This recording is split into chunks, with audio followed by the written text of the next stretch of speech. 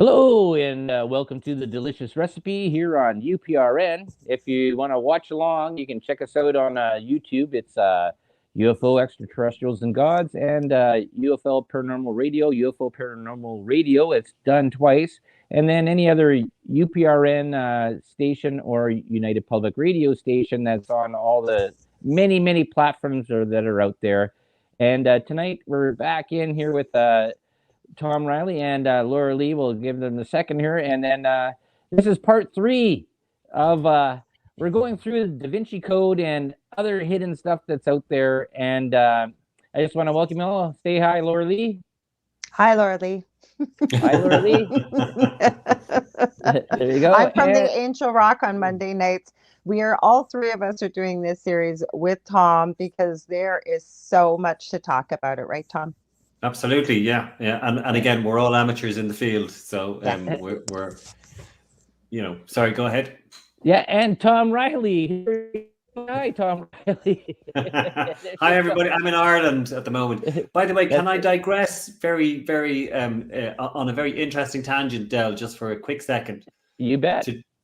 Thank you. Today, you come to us today on a day when the whole country is totally agog at a UFO. There has been there has been 1,000 reports of sightings. There have been films taken on phone of an object that screamed through the sky last night. It was visible for about 30 to 40 seconds. Yeah, and different colors and different interpretations. And it was also visible in Britain. It was visible in Ireland. And today, and trust me, if you Google this, you'll see the images. I forgot to mention this earlier. I think the ETs are coming for the Queen's funeral. That's what I was just going to say. They're coming for the Queen because the Queen left Scotland to go back home to Westminster Abbey for the funeral. So, yeah. Well, just you'll see this image, and a lot of people are scared of it. They're saying, of course, it could be space debris or a meteorite or something. But anyway, I thought that was just an interesting. I'm glad you brought that up because I got to go check that out. I haven't been online at all. Mm-hmm. Well, that's sort of interesting there because they always said that the royal family, blue bloods, and that she was probably a lizard, and that the lizard aliens and stuff like that. And so maybe they came David to Icke, maybe they came to collect her. Repurpose her body again. yeah, exactly. Yeah, that's a possibility. Sorry, I digressed. Well, that's sort of funny in a way cool. there too is because they're talking about now is with this Agenda 2030 stuff. They're about giving people eating bugs and stuff like that, right, and getting rid of meat. And what do lizards eat? They eat bugs, right? So this goes into a fun part of a different part of conspiracy. Or Men in Black. One of the aliens was made up of bugs. So there you go. That was the movie. Yeah, the movie Men in Black. With Will Smith after he before he slapped Chris Rock. Slap around the world. Yeah, exactly. Yeah. Anyway, just thought you'd be interested to know that's happened. That's cool. I'm gonna check that out. This is anyways. The name of this episode is T for 3, and this is part 3, and we're back in here. So Tom, hit her off. Okay, so we spoke about various aspects of this whole DaVinci Code, the real DaVinci Code, not the movie or the book. But the meanings behind various coded messages that are, in fact, we didn't even mention Da Vinci himself because he is allegedly one of the grand masters of the Priory of Sion, who, in all accounts, I'm just going to look down because this is potentially the most explosive secret of all time. That's actually what we're discussing here. And it's to do with Christianity and what they've told us and what they haven't told us, and maybe stuff that's out there that's, an alternative interpretation of the whole Christianity story, and whether or not, Jesus and Mary Magdalene had children and the bloodline came down through the Merovingian kings and ended up being real and being... there might be somebody walking around today who has Jesus's blood. Okay, now with the Priory of Sion there, anyways, is that the way it was interpreted in the movie was that they were a secret, I guess, assassination or whatever, or their secret keepers of the secret. Right, but they were also like Protectors of the bloodline. Correct. That too. But the thing was that they were an arm of the Catholic Church that would go in.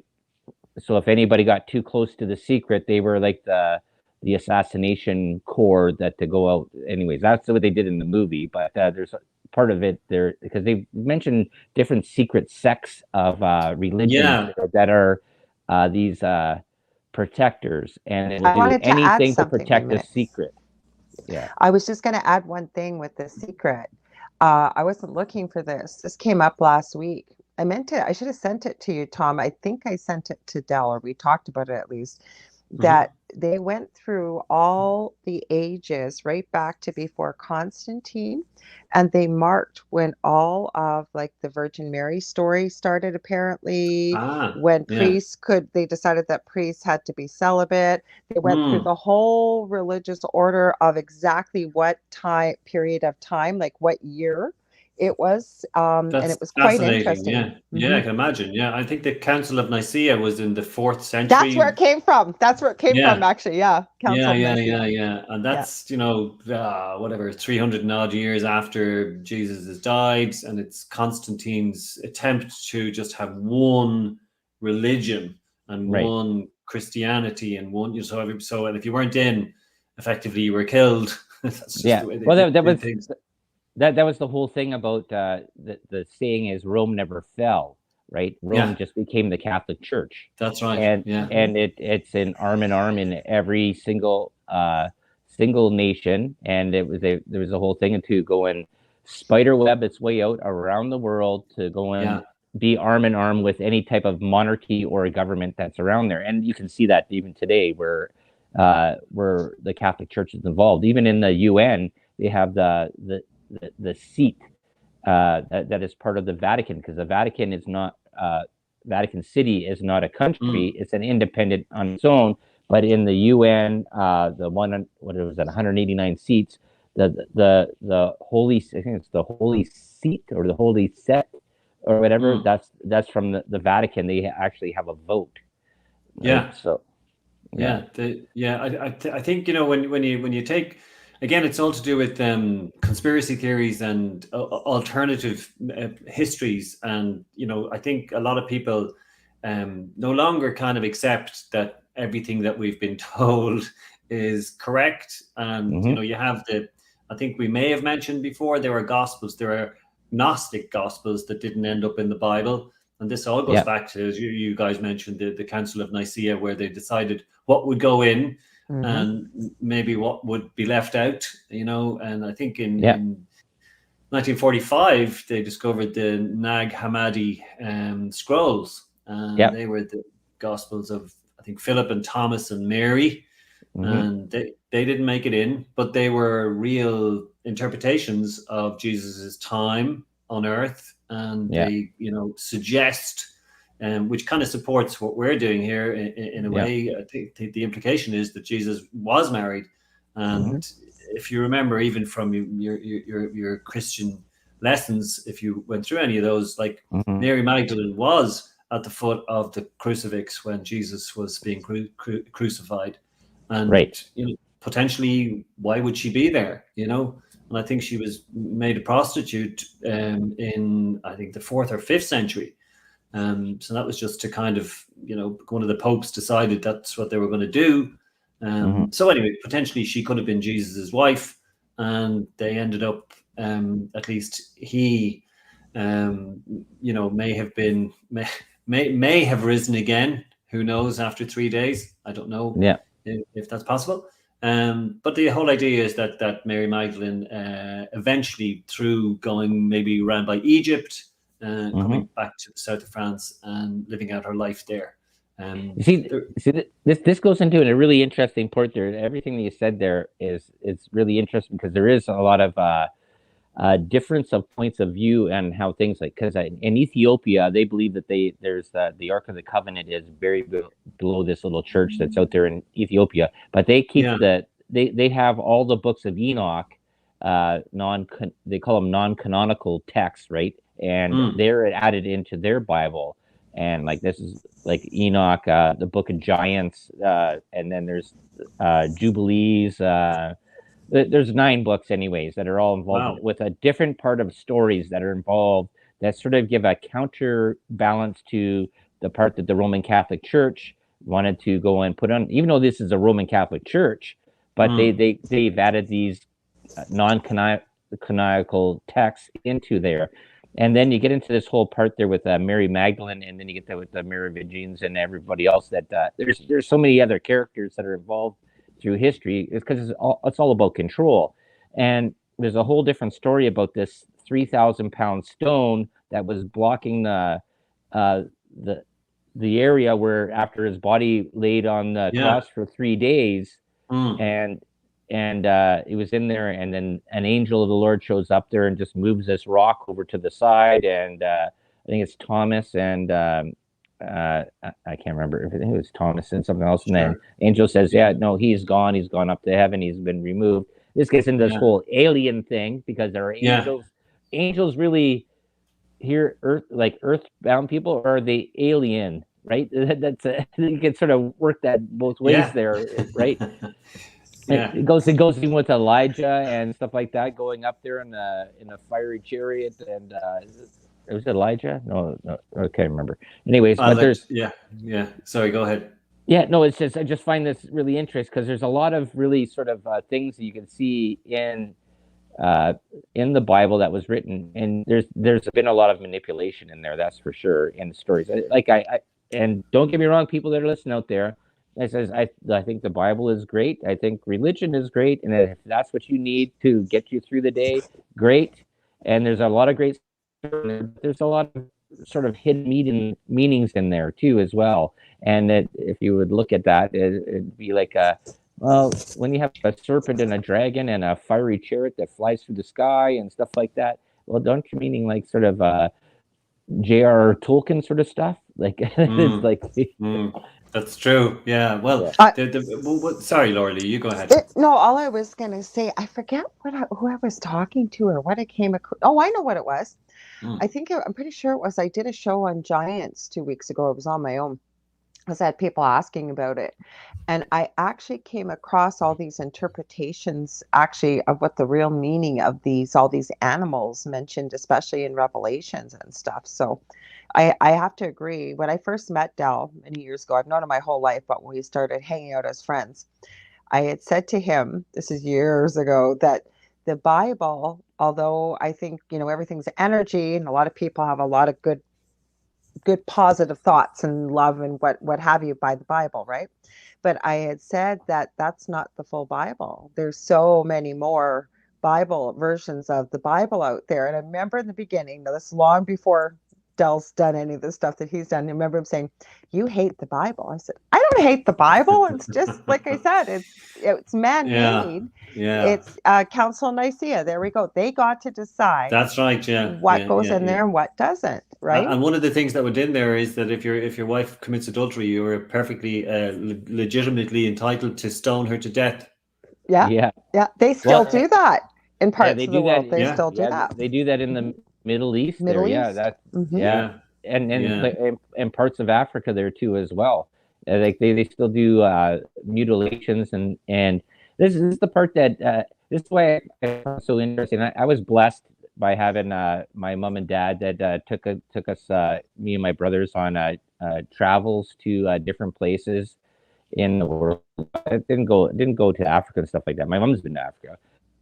West Indies and Mexico and down there, and she would go and take us off the tour, and we go into the area where the people were and go into places, and you got to actually sort of see the real thing, not the part that the tourists got to see. And we did that, especially when I went to Cuba. That was really interesting. Like me and my brother, we got on some mopeds and we went out of the hotel district area, and we were just traveling on there. I just remember the guy says, "You went down that way? That's not safe for you guys." I was like, "Yeah, but you got to see things like was different off the beaten track." Right, and then I think that's important for people to do, and I really find this. I've mentioned this to Lorilei many times. There is that people that don't leave their backyard or don't leave their little town and never gone Yeah, out there, and they go yeah. and give information on stuff and how the rest of the people should live. Don't listen to those people until you've gone No. down the road, right? Yeah, That's where you find out things. And that like even when I was a prospector, I would go and talk to people. My boss got me into doing this. Big yeah, Jim, who shows up on here, is talking to people in areas about what's the stories of this area, and yeah. you find out so many interesting things. Absolutely. And Yeah. I love that. That's the part of the whole reason why I started this show there, the delicious recipe, is just to find things and just throw it all in the pot. And it's like Well, yeah, yeah. When you talk about that sort of angle on stuff as well. I mean, I've come on originally to talk about a book that I've written, which we won't talk about today. But one of the I reasons thought you were going to bring them up. I'll throw them in there all over no, Cromwell. no, it's fine. But one of the main reasons I brought this up is because that's what I did, Del. I went to the south of France on numerous occasions, and I went off the beaten track, and I looked underneath all the rocks, and I talked to people who weren't necessarily in the main tourist areas, and you discover all this whole wealth of information, yeah. and that's how you just develop it. Sorry. Go ahead, Tom. All I was going to say though is, okay, so this has been around for a while, obviously, this story. And then it got very popular when the books came out by Dan Brown. But then, like you said yourself, you were very much into it. And again, we'll remind people we're not experts. We're talking about what we're finding through research and by having discussions with various people and what have you. You've been to some of these places we're talking about, Lucky Guy. Well, no, but I'm not done. I'm not done. I just wanted to stop saying we're not experts. We are expert researchers or virulent. I'm bringing this up because Tom wanted to make that clear. He feels more comfortable with people recognizing that we're not, we wouldn't call ourselves experts, but we are doing the research, and we're not just talking off our head. We have done the research. Now I'm forgetting what I was going to say. Oh, the DaVinci Code. Okay, yeah. So the thing is, right, like you said, you were really into this 10 plus years ago around that time period. Mm-hmm. But what's interesting, and I'm going to put it out there, conspiracy theory, all the stuff that you had and the information is now gone. It's disappeared. We can't find it. So to me, there has to be some sort of truth to it. Yeah, there has to be. Absolutely. That's one of the things that really strikes home is that, when we went to find this documentary called Bloodline, which goes through blow by blow what the whole Rennes Chateau thing is about. And, you realize that even in that, there's kind of shady things that go on where they're meeting at night because there are people following them, and is there somebody really targeting them?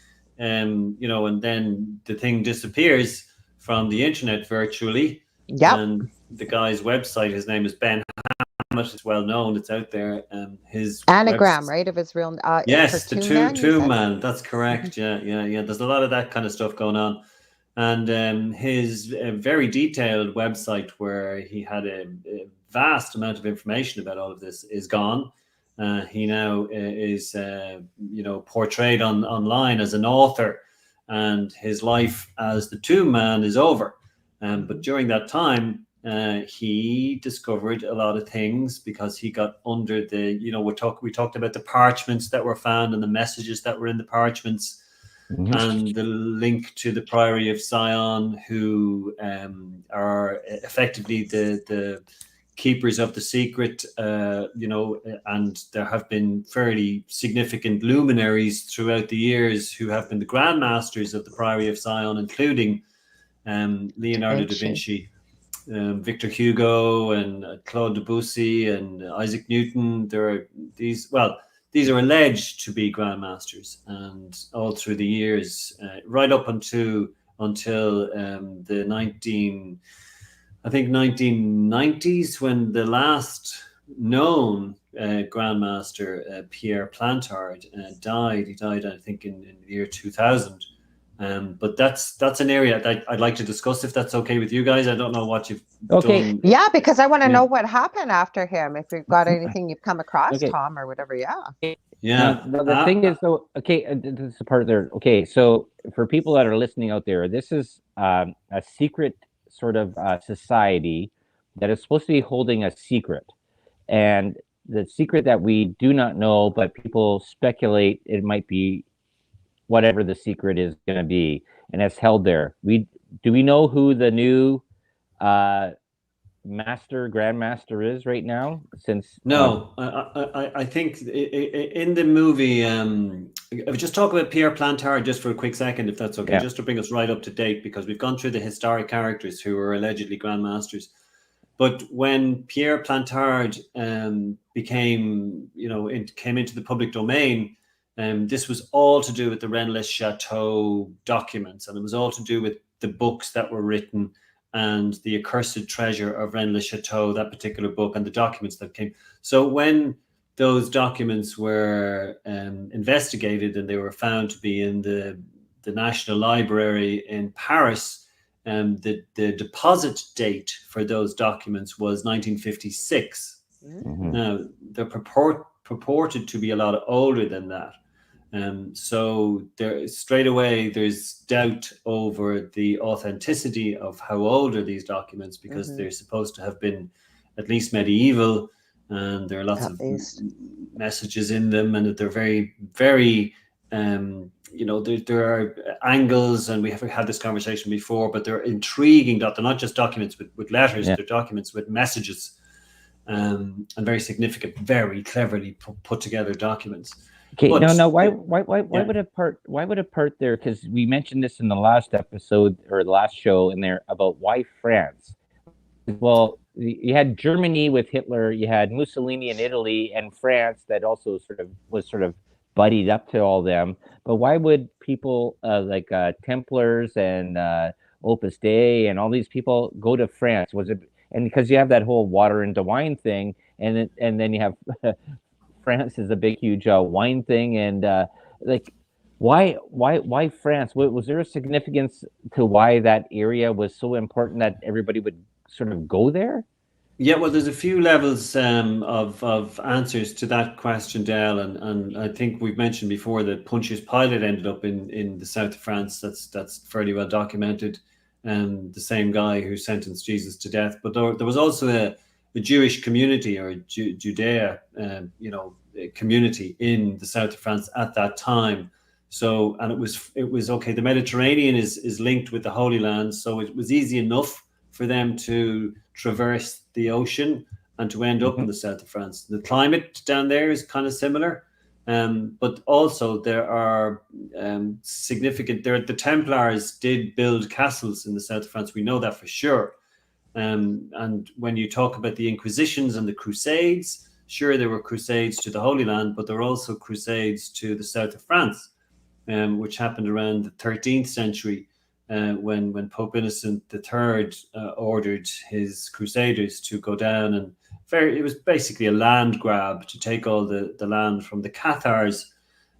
So there's good reasons, and just as well as that, there are also there's a legacy maybe of hidden geometry in the landscape that reflects the sky and planets and stuff. So there's a lot of levels as to why it would be France. So that's it has intrigued historians for years, and the best thing you can do is go, because when you go there, you'll just be blown away with the whole place and everything. Right. Yeah, so that the whole idea of Plantard being a charlatan is also out there, and that's significant because before he died, he confessed, much like Ben Hammett also confessed that his documentary was a hoax. Pierre Plantard confessed that the documents were a hoax, the documents that Salier allegedly found, and that everything that he had said about the Priory of Sion, him being Grand Master included, was not true. And again, that just leaves it more intriguing. Really, yeah, but that could make sense, right? Because so we got Ben Hammett, who's still alive as it sounds right now. Yes. Okay, but this gentleman Plantard is on his deathbed. He has Yeah. nothing to gain by not speaking the truth, right? Now, working with many people in the terminal stages of illness, most people have a come to Jesus moment where if they've got something on their chest or a secret they've carried their whole lives, they're going to confess it. So you see what I mean? So it almost holds more water for me that what Plantar was talking about, he was a fake. I could see that, but I could also see the part that he was so dedicated to it all that he was trying to throw people off the scent. True. I never thought of that. I never thought of that's really so smart. true. Really smart. There is, yeah. And that, wow, and again, Del. Wow. I never thought of that. You married a very clever individual. Yeah. People always confess the truth on their deathbed, and he's like, a lot of people do off the scent. Exactly. No, a lot of people do. I can tell you from working with people, and I've heard all kinds of things from people that they did in their lifetimes that was a complete secret. Like we're talking some pretty bad things that they probably would have went to jail for. But what are you going to do? They're going to be dead in a couple of days anyway. So what are you going to do? Come arrest them? Well, again, exactly, yeah. But it's all part of the intrigue of the story. That makes sense. Okay, sorry, go ahead. I'm excited about that. I never even thought that. Yeah, yeah, it's fine. But the whole notion. So as far as we're aware, I'm certainly aware at the moment there is no public knowledge of who the current Grand Master of the Priory of Sion is. But during the filming of the documentary Bloodline, there was a gentleman by the name of Nick Hayward who could speak for the priory. Was that the creepy guy? I couldn't remember his name. Del and I were like, oh, this guy's creepy. We watched it there, and it's like, oh my God. It's like, this is he is creepy. Well, he was super confident, and you wouldn't expect somebody kind of that normal maybe to represent the Priory of Sion. They've got to have some sort of quirk, and creepy could be his quirk. I know what you're saying. Yeah, confident, but throw you off too if you got a good actor, right? Well, this is the part that I find interesting, and it's sort of been depicted, I guess, in movies like with what's that one there that he deals the one we love there, Lord there with Keanu Reeves or no, where he goes in. No, not Matrix is one, but no, the other John Wick. John Wick, yeah. John Wick. The Assassin's Guild. And they actually sort of touch on parts of this into there with Priory of Sion and stuff like that. And Eastern European, not European, Middle Eastern. Middle Eastern. Secret cult things, the Murderers Guild or the Assassins Guild. Okay, and stuff like that. And they have certain symbols, and they pass gold coins over with certain coins and there's certain rules that you can do. And this is sort of funny is that I was sort of talking about this at work the other day about this. Says, do you understand that there's secret organizations out there that says, oh, that's all just Hollywood? No. I go, no, there actually is things there is out there. Well, the Masons for one, Well, Freemasons they've sort of really been publicized on that, but there is other secret guilds, secret organizations, and there's stuff that's hidden in paintings and pictures. DaVinci was a big one of that. That he hid secret messages in his paintings. And I was watching a documentary just before we went live here, and scholars and artists, I guess, experts in that are going through that, and they're still finding more and more hidden things in Da Vinci's paintings. And even in his writings out of his books and journals, when they're lining up things and they're going, oh, why would he put it like that? Well, because that's right. He was sort of done there. This is the whole part. There are people that are out there listening. Part of the Da Vinci Code and part of the whole thing that we're talking about Jesus. We're talking about Da Vinci. I want to hear what else Tom's got. He's got a bunch of notes there. I know he does. Yeah, I do have notes. So continue on there, Tom. Yeah, so Nick Hayward, anyway, is the guy who was in the Bloodline documentary. I hope he's not going to watch this, Lorilei. I say that most lovingly. Yes, of course you do. Yeah. But he didn't suggest that he was a member. He just suggested that he could talk for the organization. So, with the 21st century being as it is, I have absolutely no doubt that there's an organization out there called the Priory of Sion.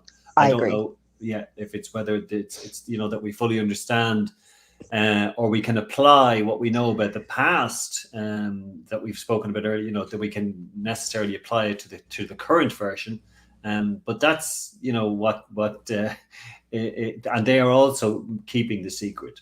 But as the years go on, it's more difficult, because the whole idea was to it was basically so the bloodline of Jesus would be the legitimate link with Christianity, and that would completely undermine the current model that claims to be the link with Christianity. So that would be popes and the whole legacy of the church. So it is explosive, and it is absolutely massive in terms of its potential. But what does today? What does all of this mean? We're having a conversation about it today. We're almost up to date. I can't really bring you any further because it gets very ambiguous now. It gets very difficult to interpret, because those people who are to the front and center are either dead or are no longer saying what they said before. So when you get too close to maybe the secret or whatever it is, you end up not being interested in talking about it anymore. So I think that's essentially where we are. And I'd love to know where it goes from here, if you know what I mean. Well, there was a part, and this is what I was sort of taught or learned in when after the resurrection of Jesus Christ, after he was crucified, is that he would return, and then it was sort of put out that it'd be 2,000 years, right? So, and that's where the Book of Revelations comes in, with the whole part of if people are familiar with the Book of Revelations, that's where the beast and the devil, the fake god, comes in, rules the earth, the east, west, north, south, the eagle, the bear, the tiger, the lion, or whatever, comes in there, and that's the part of ends of days where humanity sort of gets halted and restart.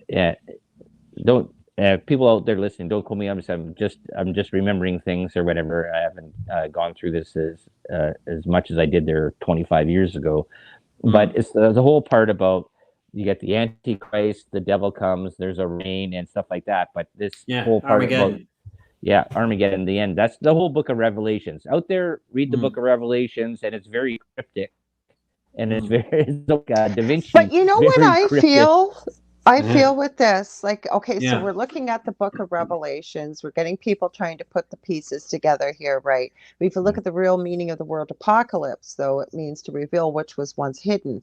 Truth is coming out daily about so many things that have been hidden below the surface in every aspect, whether it's Hollywood, whether it's in medicine, whether it's in politics, you name it. Okay, it's starting to be revealed. Even just people in their personal lives. Just even ancient cities like the pyramids and places in. Okay, go ahead there, Lorilei. No, I'm just saying. All I wanted to add was that I really feel that depending on how deep somebody wants to dig, and that includes a healthy dose of courage, I would believe, because of what you've said, Tom, I have to agree with you that when people get too close, they no longer are interested in speaking with it. I think the clues are there. I really do. Like I always forget his name. Who's the gentleman, the older gentleman in Bloodlines? And he's very involved. He wrote the first book about the DaVinci. So Henry Lincoln. Thank you. Because somebody I was talking to that I mentioned before the show, I won't say anything on air about it, but that's what they kept bringing his name up. Read his book. I think if we were really interested, I think the clues are there. It's just, I think for whatever reason, it's been well hidden. Now, there's a lot of talk, and it's just conspiracy theory about, say, what's going on in the Vatican, what's been discovered in the vaults down below, depending on what camp people follow. I'm not saying that it has been done. I don't have enough proof. And I think Dell's made more of a skeptic out of me, which I agree. Not so much a skeptic, and it's not his fault. I appreciate that he's given me that perspective with the fact that we need to stand back and take a look and just watch. that's it. That's even that thing there. Like you're mentioning all this part about hidden history, and I just remember the part about the message of Fatima, right? That was given, and I'm not sure Yeah. if you know this one there. Lady That's Fatima.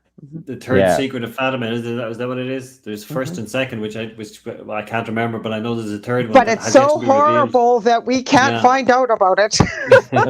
Basically. But for some reason that the Vatican cannot release this message because whatever it is, and then there was I think it was in the third message there where a whole bunch of people in, I believe it's South America there, they just stood there for like a whole day and watched as this figure was or ship or something. It took They her a don't whole say day to tell the message.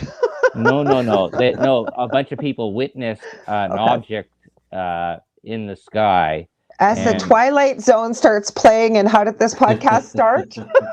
Yeah, but there's I think I think, sorry, Del, I think that, like, when you take the whole structure of what we're talking about here, and we're talking about, a secret and a history and people who have been very clever and have written books and stuff. Yeah, I think essentially what we're saying is that this is all plausible, that there's a possibility. Sure. Yeah. And that despite the fact that sometimes you go down a cul-de-sac and, somebody might say, or you might read, or you might see that, there's no evidence for, maybe the existence of the Priory of Sion. There's no evidence for the bloodline going back through the Merovingian kings and back to Sarah and James, who were Jesus's children. But it's still, there's enough doubt in all of those cul-de-sacs to leave room for suspicion of the fact that this could actually be true. Of course, again, as the world develops and as religion, starts to take more of a back seat in people's lives with respect to anybody who's listening now, it is a fact, I've mentioned before, that a lot of the European countries, are going to be atheists, soon enough, the way things are going. So it's not going to be as dominant as epic or as a huge an issue, maybe as it once was.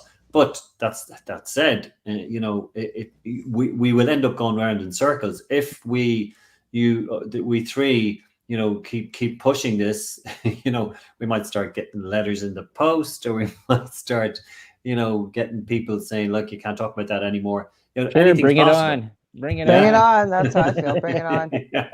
Yeah, absolutely. But there's a lot of stuff online about this, and there are people who go through Saunier's church and all the clues that are in there. I was just thinking about that. I want to know, there's like right there with that church. Okay, you've got a demon at the front door. Yeah. You've got the Stations of the Cross backwards. And then I forget what I was looking at, certain pieces of the pictures for the Stations of the Cross. There's all kinds of things in there. But Jesus has been, that's right. Jesus has been carried out of his tomb dead. At night by people, and I think we know that he's supposed to have risen from the dead, and nobody was around, So why would he depict that? It looks like it's a map there, like it's all there, and then you're going to get somebody brilliant like Lincoln. Wasn't it Lincoln that saw in the document Sion? You're going to get somebody stepping back, thinking not like outside the box, like there is no box, and I think it's meant to be followed counterclockwise instead of the way it's been set up. And I think each station needs to be examined, and I think that's just a starting piece. But I think that it's possible to find out what this is, like, because there's so much there's so much history, there's so much, and I keep really feeling, call it a gut feeling, like this is all intermingled with what we've been going through in the last couple of years globally. I really do. Absolutely. And sorry, Del, go ahead. Do you want to say something? No, I was going to say is that it's sort of what Lorilei was just saying there is that how things are intermingled and stuff like that. Until somebody can understand whatever this code is, I think might be a couple of different factions that are involved here, and people are using like adding this code to this one or this symbol, like that little fish sign that's there that Christians Yeah. use, Yes. and they're putting that with this one that Rosicrucians use. No, it says these don't go together, but sort of it's like you're speaking French, Italian, and English and Portuguese Yeah. all at the same time, and you're trying to add these all three together, and it's not making any sense. I think there has to be an entanglement, and Well, that's correct. There's there's so much involved in this. We spoke before in the previous episodes about the church, the Rennes Chateau, the priests, the money. Where did that come from? He ended up not having money. Was that because he ran out? Did somebody withdraw his source of finance? There's so much in there. The fact that they have so much detail from from medieval times. Even like there's a village in the south of France, for instance, that because of the Inquisitions, because they took place in what's called the Albigensian Crusade, when they went down and tried to convert them all and kill them instead. Like there's so much detail about that time because the Inquisitions wrote everything down. Like there's a village in the south of France in this area. It's called Montalieu.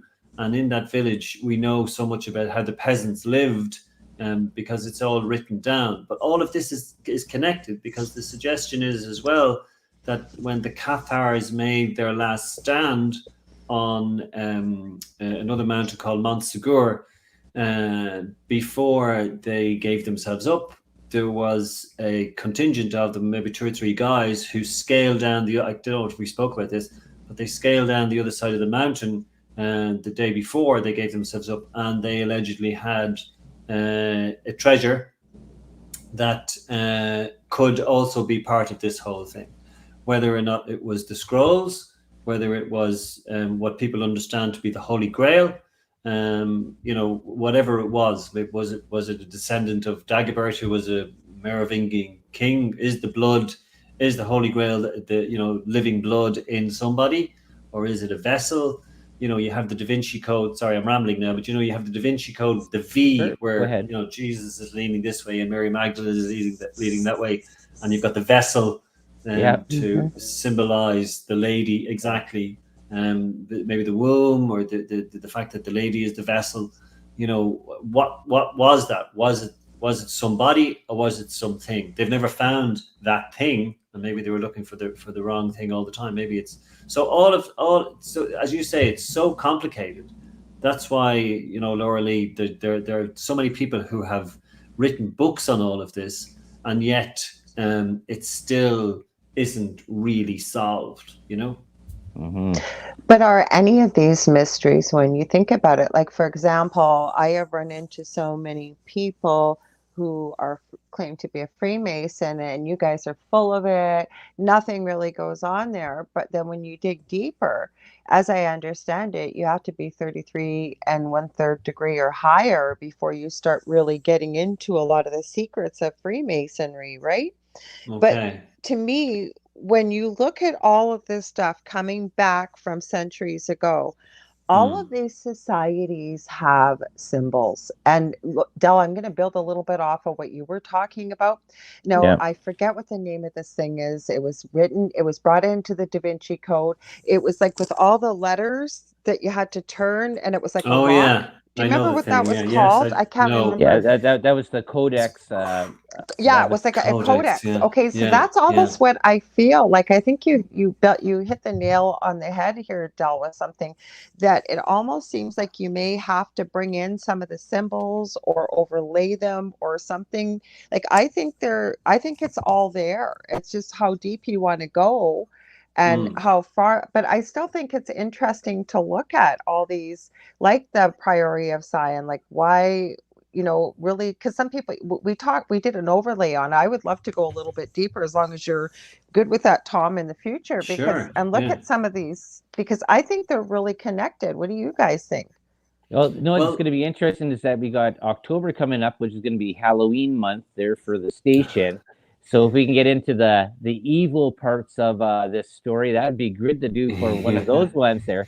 But I also wanted to put a part there that people was put out Tesla as he was an old kook, but he said the mysteries of the universe are solved by 3, 6, and 9, and that frequency, magnitude, and whatever else it was there. You can look up you can look up the thing there, but 3, 6, and 9, those are things that also that these other religions all go off of. They got the Trinity, which is a 3, right? The Father, the Son, the Holy Spirit, and you have the same thing there with when you go in Eastern Indian cultures and stuff like that. 3, 6, and 9. There's a whole part about that, and that's I find that so interesting. Like you have a pyramid, but everything has 4 sides, but no, it actually has 5, and then it has 9 because each side. Well, let's hear what Tom thinks about that. I want to hear what you think, Tom. Like, do you think they all can interconnect, or what's your thought? No question about that. Yeah, I think everything interconnects, and I think the problem is that it's just. I don't know whether it's deliberately scattered, and it's very hard for anybody who's coming into this to actually link everything and join the dots. That is it particularly that way? So because you can go down so many different roads on this, but fundamentally, if you keep your train of thought, and I know there are people out there who may even be more tuned into all of this than I am, but I just know that the books that have been written, it's just such a pity that these guys no longer stand over some of the things they said. And that's, for even there's a book, I think we mentioned, The Tomb of God. That was another book by other people who came after Lincoln, and they realized, that the south of France was incredibly significant. They did a lot of work, and that the problem is they didn't find the tomb. They identified, I think, Mount Cardew in that area as being where the tomb of Jesus is located. But this is the frustrating part of all this. I said, look, if it was easy, everybody would be doing it. That's right. That comes into a whole bunch of interesting things. As we're almost going to wrap up here, there is that our Earth is tilted 23.6 degrees off, and they found a huge impact crater in Greenland. And then when you put the Earth back onto its regular axis going up, significant lines show up across the Earth to go in parallel lines, and all these structures that were there, temples and stuff like that, they all line up horizontally. There's so many rabbit holes you can go down through this. There's too much to be a coincidence, Del. That's the whole thing. Do you know what I mean? There's far too much in this for it to be just what's going on. Right, and then the tombs of giants that they found where the bones are, they come up and go like crosses and stuff like that. Once you straighten the Earth up, that it's not wobbling on its axis. There's so much stuff and so much fun stuff to go through. Tom, I really appreciate being here. You're going to be coming on Lorilei show there, and we're going to do this more 2 hours. And go on 2 hours worth on Lorilei show. That's on a Monday. Okay, Lorilei, tell them where we can find you. You guys can find me on Monday nights here on United Public Radio Network from 6 to 8 p.m. Stock Dog Eastern Standard Time. And I'm having Carmen Turner-Schott back on, the astrologist. But interestingly enough, we're going to be talking about symbols and a whole bunch of stuff, Tom, because like I say, I seem to be running into a lot of guests that sort of complement or people that know about this stuff. I'm hoping I'm going to really add this out there quickly with listeners. If you guys have got some interest, maybe you've got some knowledge, maybe you've come across something, we'd love to hear about it. I know I would. So feel free to get a hold of me on facebook.com/The Angel Rock. Feel free to message me if you found a source or a site. I don't want to talk too long. Sorry. Thanks for having me, guys. I love doing this type of stuff, and always a pleasure. And Tom, we can talk about your book, Oliver Cromwell, which is this is how we got started. Yeah, and that's all old news. That's fine. I'm brilliant. The book's brilliant. It's not old news. I'm brilliant. The book's brilliant. I agree. It's an awesome read. It's an awesome read. Thanks, Del. Appreciate that. Yeah, thank you very much. Where can they find you, Tom? If people Facebook is the best place to get me. I haven't got to the stage where I need a website yet. I'm still working very hard in my day job, And everybody is. I'm sure you guys are too. But Mm-hmm. it's 110 mile an hour with me. So Facebook is the easiest place to get me. Okay. Awesome. That's good. And this is the Delicious Recipe. I'm the Del, and I'm on here Thursdays at 7 p.m. And I really appreciate my other half, Lorilei, joining me in there. And you can check out past shows that are on here. And I appreciate Tom Reilly all the way from Ireland. Yeah, Canada, and it's Canada, late Ireland. over there.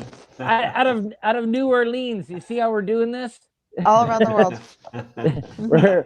we're bouncing everywhere. So please check us out and tune back in there next Thursday, 7 p.m. Eastern Standard Time. Talk to you later. Bye.